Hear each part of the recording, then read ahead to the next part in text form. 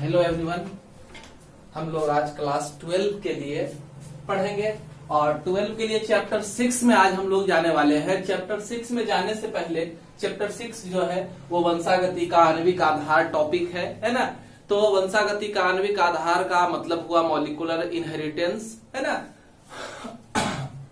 Molecular basis of inheritance के बारे में हम लोग आज देखेंगे। चैप्टर 6 है ये और यहाँ पर बहुत सारा डिटेल जानने से पहले हम लोग क्या करेंगे कि हमारा सबसे इंपॉर्टेंट चीज जो है न्यूक्लिक एसिड। सबसे इंपॉर्टेंट चीज क्या है? Nucleic acid. न्यूक्लिक एसिड कहाँ प्रेजेंट है? सेल के अंदर। सेल के अंदर कहाँ?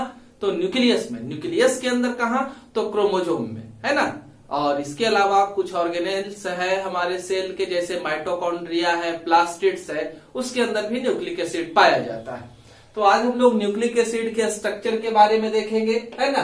और यह कैसे ढेर सारा न्यूक्लिक एसिड आपस में जुड़ करके एक पॉलीपेप्टाइड चेन का फॉर्मेशन करता है। इस पॉलीपेप्टाइड चेन के स्ट्रक्चर के बारे में हम लोग देखेंगे, है ना। तो ये पॉलीपेप्टाइड चेन का स्ट्रक्चर कैसे कैसे कुछ बनता है ये सब हम शुरू करते हैं। तो न्यूक्लिक एसिड जो है, न्यूक्लिक एसिड का अणु लॉन्ग चेन ऑफ पॉलीमर है ना। न्यूक्लिक एसिड का निर्माण ही किससे हुआ है? पॉलीमर से। और पॉलीमर का मतलब ढेर सारे अणुओं का संग्रह। तो पॉलीमर जो है वो क्या कहलाएगा? यहाँ पर पॉलीन्यूक्लियोटाइड कहलाता है ना, क्योंकि न्यूक्लिक एसिड से बना हुआ है और न्यूक्लिक एसिड जुड़ते हैं तो न्यूक्लियोटाइड बनता है।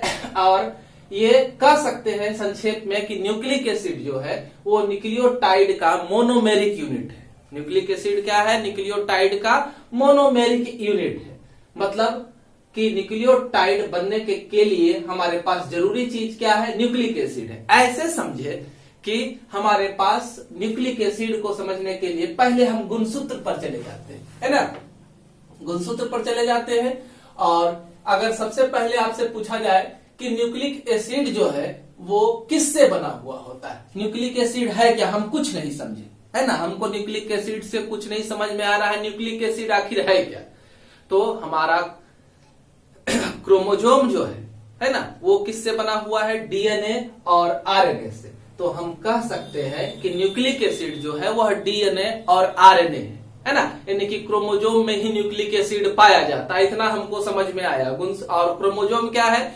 किसी भी जीवधारी में गुणों का निर्धारण करने वाला एक सबस्टांस, है ना।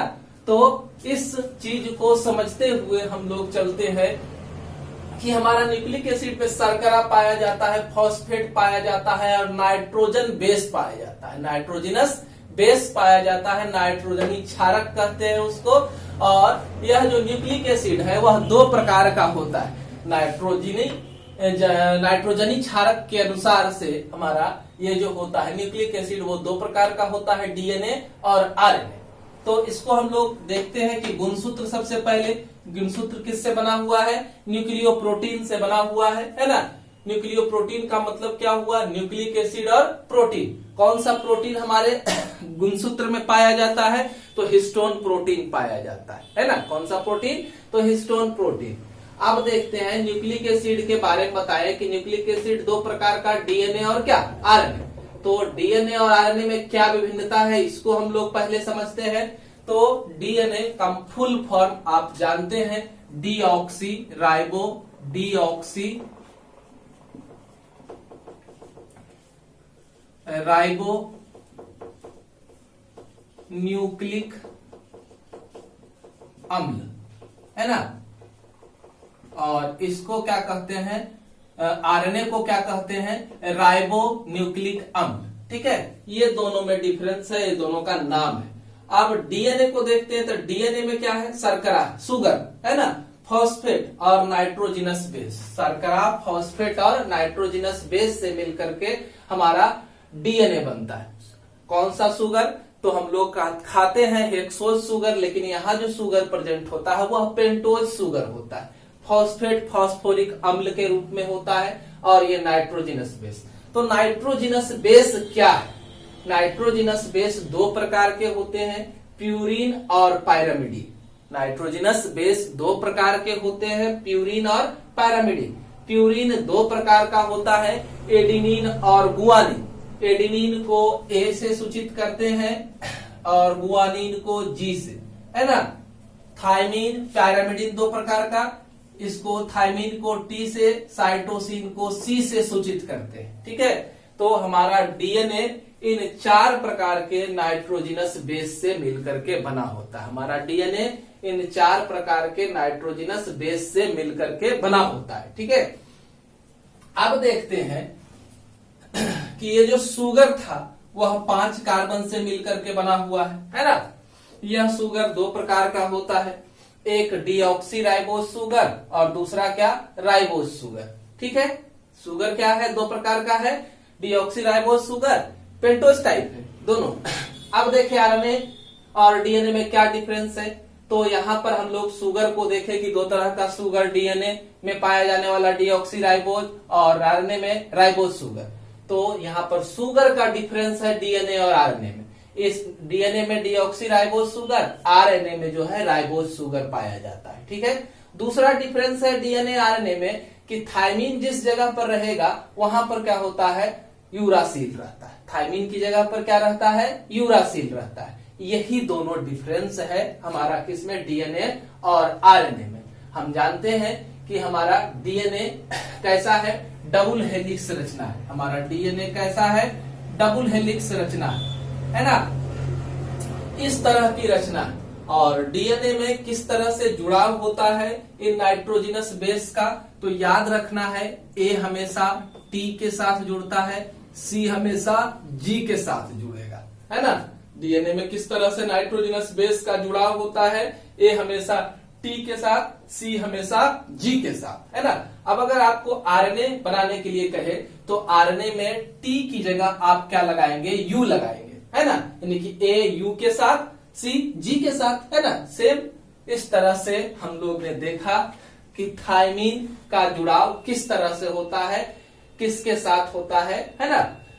तो डबल हेलिक्स मॉडल हमारा होता है किसका, डीएनए का। इसको हम लोग बाद में देखेंगे, हल्का सा भी देखते चले कि हमारा जो डीएनए होता है वो डबल हेलिक्स मॉडल को रखता है और जुड़े हुए होते हैं नाइट्रोजिनस बेस किस तरह से, उसको दिखाया गया, ठीक है। अब नीचे उतरते हैं, फॉस्फेट जो लिखे हमारे न्यूक्लिक एसिड में दूसरा कंपोजिशन जो है फॉस्फेट है।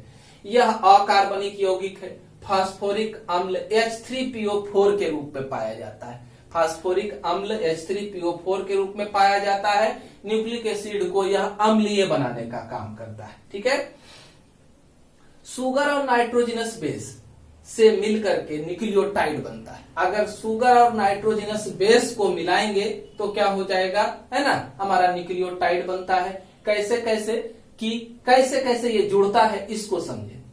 सबसे पहले अगर नाइट्रोजिनस बेस और शुगर आपस में जुड़ गया, सबसे पहले नाइट्रोजिनस बेस और शुगर अगर आपस में जुड़ा, है ना, मतलब एडेनिन, थायमीन और एक शुगर जुड़ गया, है ना, पेंटोज शुगर, तो क्या बनेगा, तो बनेगा न्यूक्लियोसाइड। क्या बनेगा, न्यूक्लियोसाइड। इस रचना को क्या कहेंगे, न्यूक्लियोसाइड कहेंगे।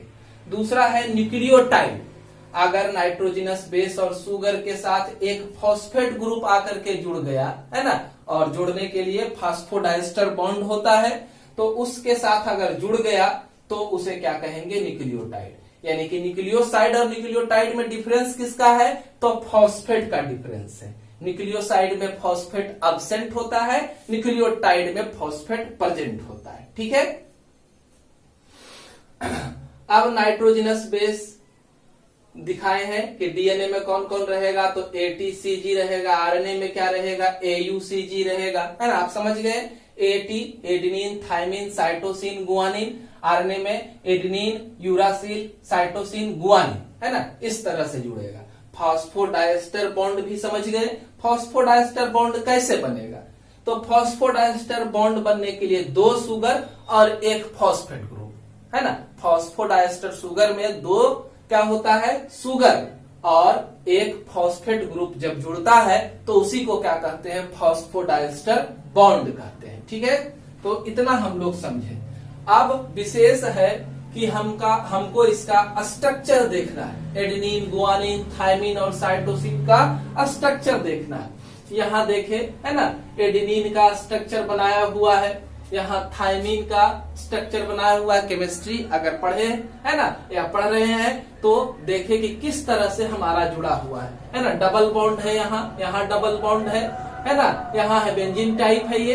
इस तरह से कहाँ हाइड्रोजन ग्रुप जुड़ा हुआ है, कहाँ अमोनिया ग्रुप जुड़ा हुआ है ना, मिथाइल ग्रुप जुड़ा हुआ है, ठीक है। इस तरह से ये थायमीन, ये गुआनिन है ना, यहाँ HHN है, ठीक है। उसी तरह से यहाँ साइटोसिन का स्ट्रक्चर दिया हुआ है, यहाँ पर यूरासिल का स्ट्रक्चर दिया हुआ है ना। और ये जो बनाए हैं ये पॉलीन्यूक्लियोटाइड चेन बनाए हैं, ढेर सारे नाइट्रोजनस बेस को जोड़ा गया है और एक पॉलीन्यूक्लियोटाइड चेन की रचना की गई है। तो देखें कि किसी भी पॉलीन्यूक्लियोटाइड चेन में शुरुआत पर फॉस्फेट और दूसरे जगह पर हाइड्रोक्साइल OH ग्रुप पाया जाता है।